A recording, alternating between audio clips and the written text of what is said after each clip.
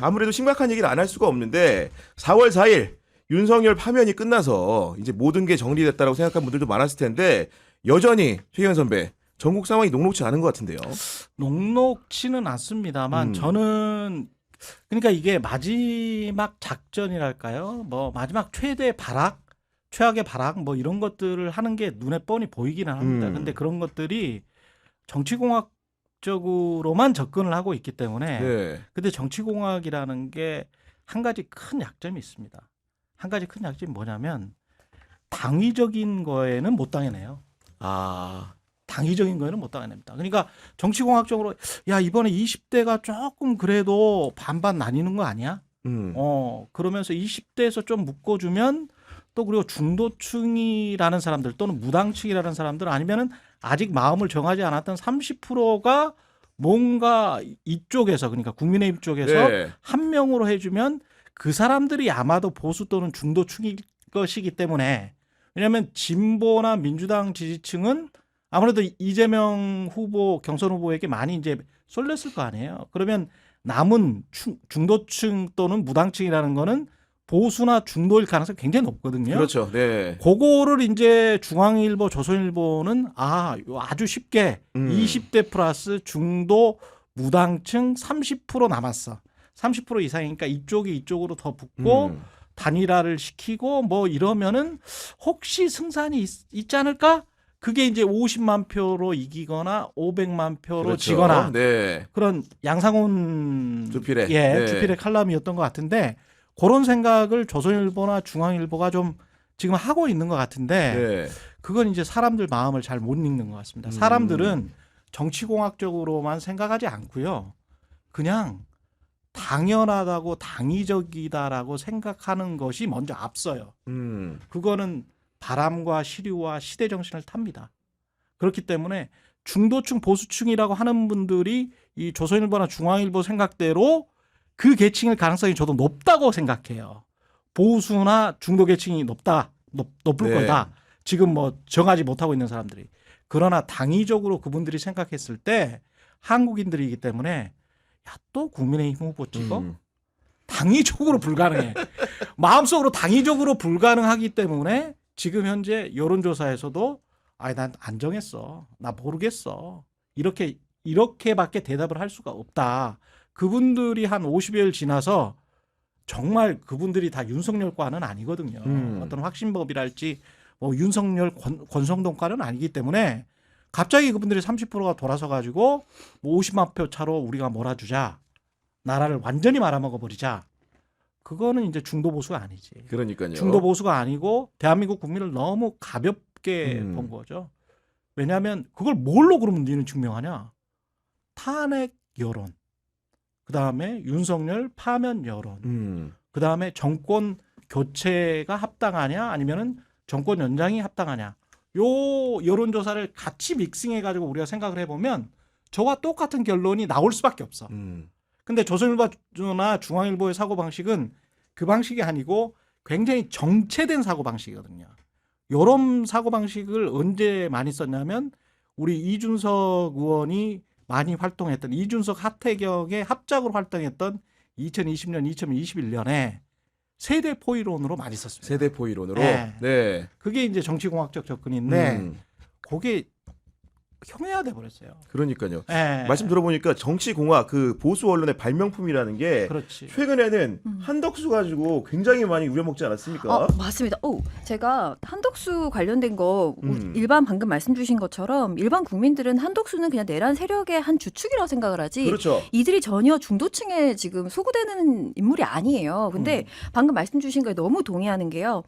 찬탄으로 맨 처음에 우리 탄핵 한창 있을 때 누가 찬성하고 탄핵에 반대하는 마치 반반 나눠진 것처럼 기사가 쏟아졌잖아요. 근데 사실 뚜껑을 열고 보니까 결코 그렇지 않았잖아요. 이 기자들이 굉장히 이상한 게 매일 기자님 죄송합니다. 매일매일 그들은 이제 어떤 취재를 하고 매일매일 뉴스 속에 파묻혀 살다 보니까 이거를 쪼개서 보는 것 같아요. 그래서 너무 많은 뉴스를 접하다 보니 큰 흐름을 놓치거나 혹은 애써 놓치려고 하는 것 같습니다. 그런데 대중들, 보통의 사람들은 매일매일 뉴스를 이렇게 돋보기 들고 들여다보는 게 아니거든요. 그래서 큰 덩어리 흐름을 그냥 바라보는 것이고, 지금 기자들이 써내려가는 그 정치공학적인 누가 어디 들어가고 누구랑 뭉치면 이게 이렇게 돼서 퍼센테이지가 좀 늘어나고 이런 식으로 기사를 쏟아냅니다만 전혀 그렇게 되지 않는다. 그래서 조금만 떨어져서 국민들의 시각으로 보면 그냥 아까 말씀하신 것처럼 당위적으로 흘러갑니다. 내란을 일으켰고 그는 파면이 됐고 조기 대선으로 가잖아요. 근데 그 사이사이를 보다 보면은 말이 안 되는 일들이 일어납니다만 조금만 떨어져서 보면 흐름대로 간다. 그리고 한 가지 더 말씀드리면 한독수 관련돼서는 마치 물을 떠다 드시는 박근혜 이런 식으로 기사를 썼던 그때처럼 한독수가 하는 거를 하나하나 다 너무 미화해. 너무 언급하더라고요. 네. 그리고 제가 방금 전에 본 건데 한독수의 돌풍 노무현 재현하나라는 기사가 있더라고요. 진짜? 너무 깜짝 놀랐어요. 어디에서 났어요? 매일신문이고요. 매일신문. 오늘 오전 10시 대구 40분에. 아닙니까? 대구 매일신문이죠. 맞습니다. 예. 깜짝 놀랐어요. 아니 그런 상황인데 네. 우리가 대세적으로 당연히 이제 기운 운동장이다 이렇게 판단을 하면서도 그 길 가다 보면 돌불이 있잖아요. 그런 그렇죠. 것들이 하나하나 나타나는데 그제도요 경찰에서 압수수색을 갔습니다. 경호처 뒤지겠다고 갔는데 김성훈이라는 자가 사의는 표명했지만 꼿꼿이 버티고 있는 거거든요. 그렇죠. 네.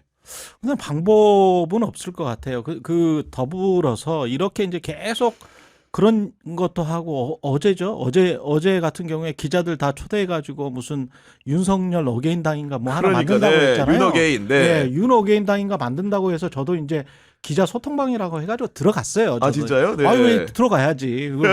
뭔 일 하나 뭐 이러면서 들어가 봤어요. 들어가서 이제 막 이렇게 당황하시더라고요. 네. 이제- 최경영 기자 들어오니까 저 같은 사람들 들어가고 뭐 제가 이제 한 400명 정도 있었을 때 좀 이른 시간에 들어간 겁니다. 네. 300명, 400명 정도 있었을 때 들어갔는데 나중에 한 2-3시간 지나서 보니까 채팅방이 이제 사라진 거예요. 오픈 채팅방이 사라졌어. 근데 이제 기존에 썼던 것들을 어떻게 남겨져 그렇죠, 있잖아요. 근데 이 사람들이 얼마나 오합지졸이냐면 뭐 김성훈이건 누구건 간에 글쎄요. 저는 요거를 고시 엘리트들의 마지막 종말을 지금 우리가 보고 있다. 그렇게 생각을 보고 하고 있다. 있어요. 네. 그래서 고시 엘리트들이 철옹성이 단단하죠. 철옹성이 굉장히 단단한데 그 고시 엘리트들은 정권에 따라서 굉장히 많이 움직이는 관료 조직이 주된 기반이거든요. 근데 한 50일 남으면 정권이 이제 움직이잖아요. 정권이 바뀔 수밖에 없다고 보는데 정권이 바뀔 것을 대비해서 마지막 발악을 하는 김성훈 같은 부류가 있고 네. 또는 제가 사법부를 그렇게 단정적으로 말하기는 힘듭니다만 여하튼 지금 내란 재판을 담당하고 있는 지기현 판사가 하는 행태는 약간 좀 이상하긴 하거든요. 일반적으로 상식적으로 우리가 뭐 법원 취재를 했었을 때 맞아요. 생각하는 그런 건 아니 그러니까 단적으로 당신 직업이 뭡니까라고 물어봐야 돼요. 그거는. 본인이 답하게 해야지. 예. 그리고 그게 현직은 아니잖아요. 현재 직업은 무직입니다. 그럼 박근혜 전 대통령도 똑같이 이야기를 했고, 근데 현재 직업을 물어보는 게 판사의 뭐 이제까지 프로토콜이었는데 전직 대통령이셨죠? 이렇게 말하는 거는 좀 이 판사들 내에서도 사법부 내에서도 쟤 뭐하지? 아마 그러고 있을 거예요. 그 다음에 이제 피고석에 이렇게 앉아 있어야 되는데 뒷열에 변호사들이랑 같이 앉아 아니 있었잖아요. 그러니까. 그것도 말도 안 되는 거예요. 네. 보통은 맨 앞줄 앉습니다. 네. 네. 법정에서 그런 건 있을 수가 없습니다. 그리고 세 번째 80분 동안 막 떠들잖아요. 그거를 판사가 놔도 제지했어야지. 바로 제지합니다. 한 5분도 판사는 굉장히 특히 고등법원이잖아요. 딱 그 제지하고 완전히 그립감을 쥐고 재판을 진행하지 못하면 자기가 재판에서 판사라는 거를 그 어떤 권위를 인정받지 못하기 때문에 그건 있을 수가 없는 일이에요. 누가 봐도 살인마가 와서 엄청나게 막 문신하고 있고 뭐 이래도 그거는 판사가 무조건 해야 되거든요. 근데 제가 한 3가지를 봤을 때 기성 엘리트들 중에 지기현 판사는 어떤 제 개인적인 판단으로는 그분의 뭐 친구들이랄지 누구들한테 이제 들은 걸 종합적으로 판단하면 악의가 있다기보다는 기성 엘리트들 중에서 겁 많고 잘 자랐고 오렌지스럽고 놀기 좋아하고 그리고 별 생각 없고 그리고 대충 이렇게 힘 있는 쪽에 이렇게 적당히 왔다 갔다 하면 그냥 살아왔고 그러니까 이런 판단 정도를 가지고 있는 친구들이라는 거죠. 그러니까 한덕수, 윤석열, 뭐 지기현 다 고시 엘리트들 중에서 우리가 이제 판단이 굉장히 중요하거든요. 인간한테. 인간이 판단을 하는데 서울대 들어가는 수능 시험으로 판단을 인간은 하지 않습니다. 인생사에서. 그랬으면 그 사람들이 다 돈 벌었지. 물론 뭐 김건희처럼 어떤 주가 조작 세력과 연계해서 돈을 벌 수는 있겠습니다만은 본인이 판단을 해서 돈을 못 벌거든. 그건 뭐냐면요. 판단이라는 거는 그냥 IQ 테스트가 아니에요. 그렇죠. 판단은 세상을 보는 객관적인 눈과 그리고 기본적으로 이 세상을 어떻게 사랑으로 볼 거냐 아니면 누구를 사랑하면서 볼 거냐 어떤 대상을 사랑하면서 내가 이 세상을 보느냐라고 할 때 자꾸 자기와 어울렸던 그룹 쪽 또는 계층 쪽의 사람들만 사랑 어린 시선으로 바라보는 그런 경향성이 그러니까요. 경향TV입니다만 그런 경향성이 고시 엘리트들한테 철철 몸에 이게 배어 있구나. 네. 그래서 그걸 수십 년 동안 콸콸콸콸 용암수처럼 솟아냈구나. 용암수처럼 쏟아냈는데 요거를 진정으로 보여준 몇 개월이었던 거야. 너무나 공감이 됩니다. 이 몇 개월이. 그러니까 이제 사람들이 저런 류들이었어. 저렇게 상식적인 판단도 못하는 하질이었구나. 판단 능력에 있어서 하질. 근데 제가 이제 55세인데 네. 제 주변에도 출세한 친구들 많고 그 정도의 IQ를 가지고 있는 친구들은 널렸어요. 제가 그럼요. 네. 비평균화 지역 고등학교 출신이기 때문에 널렸습니다. 지기현 판사나 윤석열이나 뭐 한덕수나 널렸습니다. 네. 널렸는데 그 중에서 인성이 좋은 친구도 있고 야 다시 만나기 싫래? 라고 하는 친구도 있습니다. 근데 한국 정치인들 중에 특히 국민의힘 정치인들 중에 고시 엘리트들 또 이거는 민주당도 좀 포함될 것 같습니다. 네. 가슴에 손을 얹고 어떤 동창회나 이런 데 가가지고 너 다시 만나기 싫은 친구다라고 평범한 시민들이 평범한 동창들이 그런 시선을 한두 번 보내고 그리고 다시 안 만나고 물론 이제 거래할 친구는 만나겠지. 거래할 친구는 만나지만 네 없어도 뭐 난 잘 먹고 잘 산다라고 하는 친구들을 안 만나거든. 그런 경험이 있는 친구들 그 사람들은 본인들이 진정으로 한국 사회에서 엘리트인지 아니면 잘 살았는지 뭔가 인성이 내가 꼬였구나. 그래서 내 판단력도 국민과 많이 유리됐구나. 이런 생각을 자주 한번 해보셔야 됩니다. 아니 그러니까 그 고시 엘리트들이 내린 네. 결정이라는 게 사실은 이명박도 전 대통령이고 박근혜도 전 대통령인데 법정에 지발로 걸어갔습니다. 사진도 찍혔습니다. 근데 왜 유독 고시 엘리트인 윤석열에 대해서는 그렇게 하지 않느냐 이 물음입니다. 제가 지금 최경영 기자님이 말씀하신 게 제가 요즘에 정말 많이 하는 생각이거든요. 100% 동의하고 방금 말씀 주신 거에 바로 답할 수 있는 게 이명박도 박근혜도 검찰 아니었잖아요. 그러니까 저는 그렇게 생각하거든요. 방금 말씀 주신 것처럼 고시 엘리트라고 표현하셨잖아요. 저는 그 수험 권력 혹은 시험 권력이라 저는 이제 같이 시험 권력. 시험 네. 권력. 그 자기들이 본인들이 머리가 좋아서 시험을 잘 본 거 뭐 어쩌라는 겁니까? 그렇죠. 본인들 엄마한테 칭찬 받으십시오. 네. 근데 이자들이 굉장히 큰 착각을 하는 게 국민들이 보기에는 자기 아래로 보이나 봐요. 그래서 그들이 준 표로 당선된 그 선출 권력들을 상당히 무시하는 걸 너무 많이 보였습니다. 그래서 이번 윤석열 정권을 거치면서 정말 그나마 얻은 수확이라면 방금 말씀 주신 그 수험 권력들 그 자들이 얼마나 민낯이 초라한가를 너무 많이 봤어요. 그리고 본인들끼리 모여 있다 보니까 제가 이제 수험 권력으로 표현했던 자들이 이제 대표적으로 검찰이 있고 기재부가 있겠는데 그렇죠. 네. 이들이 자신들이 쌓여 있다 보니까 자신들이 얼마나 이상한지를 판단을 못하는 것 같아요. 그렇죠. 자기들끼리 모여서 자기들끼리만 이야기를 나누니까 그게 괜찮은 거예요. 그럴 수 있는 거예요.